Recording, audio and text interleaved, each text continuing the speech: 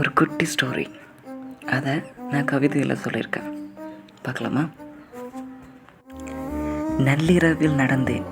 நாள் முழுவதும் என்னை மயக்கும் மங்கையை காண. யாருக்கும் தெரியக்கூடாது என நினைத்தேன். ஆனால் வர்ணனுக்கு தெரிந்துவிட்டது. இருந்தாலும் குடை கொண்டு என்னை மறைத்து கொண்டேன்.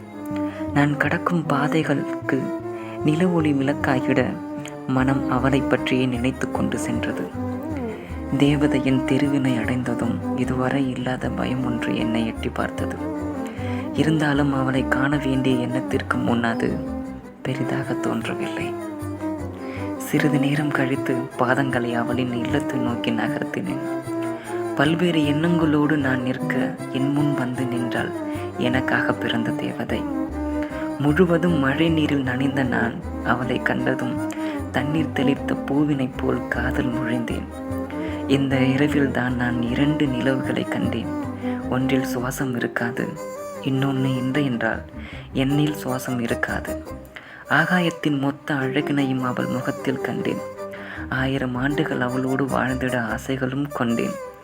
இன்பத்தால் என்னை அணைத்து கொண்டால் துன்பத்திற்கு இடம் கிடைக்காத அளவிற்கு. வாய் வார்த்தைகள் எதுவுமே இங்கு இளைப்பாறப்படவில்லை. மனங்கள் மட்டுமே மௌனமாக பேசிக்கொண்டது. நேரங்கள் போனதே தெரியவில்லை.